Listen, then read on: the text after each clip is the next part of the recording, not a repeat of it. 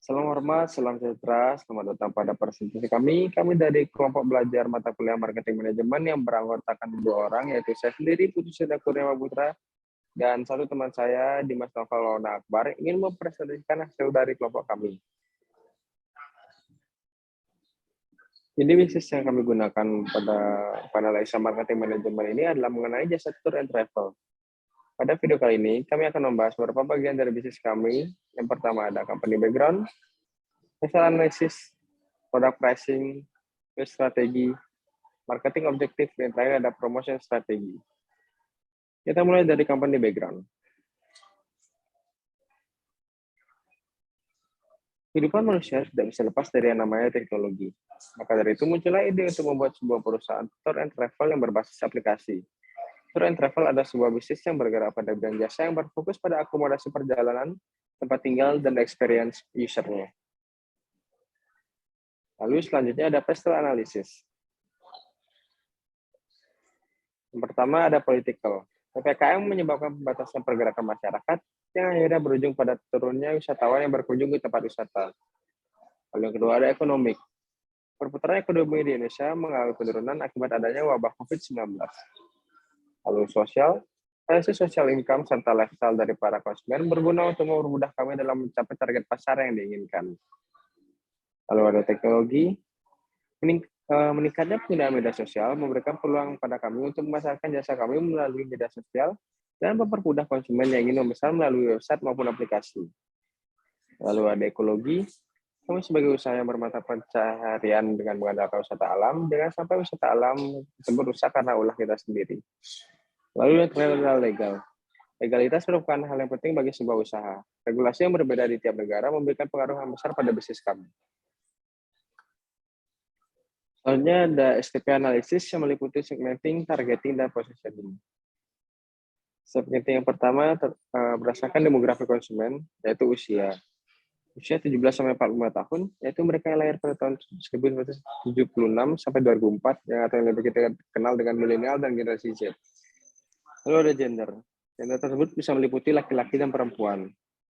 Lalu yang ketiga ada family life cycle. Family life cycle terdiri dari anak dan orang tua. Yang keempat ada income dan social class. Pendapatan di atas 3 juta, yaitu konsumen yang tergolong kelas menengah dan kelas menengah ke atas. Netflix, kita tidak membatasi Netflix dari apapun di Indonesia untuk memesan jasa kami. Konsumen macam negara pun dapat memesan jasa kami. Psikografik, dalam faktor psikologi, konsumen ingin mengekspresikan perasaannya terhadap suatu hal. Seperti halnya jika seorang telah melewati suatu pekerjaan yang menyulitkan, maka di suatu kondisi, seorang tersebut ingin melepas penatnya dengan berlibur dan jalan-jalan. Lalu ada behavior, masyarakat yang gemar berlibur, tepatnya berlibur ke Pulau Dewata dan Bali. Dan mereka tidak ingin dipersulit jika ingin berlibur ke Pulau Bali, sehingga mereka memilih untuk mempersiapkan semua persiapan yang dibutuhkan melalui satu website maupun aplikasi. Setelah segmenting ada positioning yang terdiri dari which, why, dan what. Which dari segi usia, kamu menjangkau generasi yang memiliki umur di rentang 17-45 tahun, bisa dari perorangan maupun instansi, pria maupun wanita, dan seluruh golongan masyarakat, dari menengah hingga kelas atas. Lalu ada why, alasan kami memilih segmentasi tersebut karena sangat cocok dengan ide bisnis kami mengenai jasa tour and travel. Dan juga aplikasi maupun website kami yang dapat dijangkau oleh seluruh konsumen dimanapun dan kapanpun selagi masih terdapat akses internet.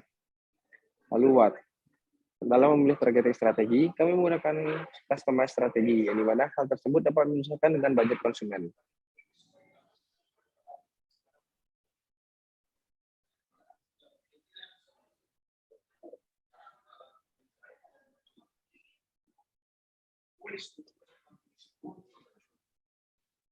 Oke, berikut adalah gambaran logo yang kami buat.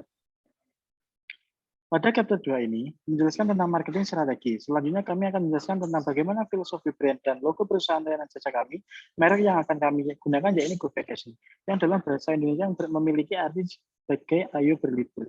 Pada logo tersebut terdapat 3 gambar yang berbeda dan masing-masing memiliki arti. Yang pertama, ada gambar pesawat, yang berarti menunjukkan perusahaan kami melayani layanan akomodasi perjalanan sebagai alat transportasinya. Yang kedua ada gambar koper, yang berarti kami juga menyediakan layanan penginapan bagi para wisatawan yang ingin mencari tempat beristirahat. Yang terakhir ada gambar maps, di mana perusahaan kami melayani pelayanan destinasi wisata di mana pun yang ingin customer inginkan. Kami juga ingin customer merasa nyaman, aman, dan bahagia saat liburan. Dan kami pun juga ingin mewujudkan liburan yang mereka impikan dengan segala experience yang kami tawarkan. Kami yakin hal tersebut tidak akan ditemukan dalam travel agent manapun dan aplikasi apapun. Dan inilah kunci kesuksesan kami. Selanjutnya kita memasuki bagian pada pricing strategi. Kebanyakan perusahaan memiliki harga yang mendasari produk mereka berdasarkan biaya produksi, tenaga kerja, iklan, kemudian mereka menambahkan beberapa persentase supaya mendapatkan keuntungan yang maksimal. Cara menetapkan harga memiliki berbagai strategi yang berbeda-beda. Contohnya, melakukan metode penetapan biaya harga plus, markup, penetapan BEP, analisis kompetitor, dan riset permintaan pasar.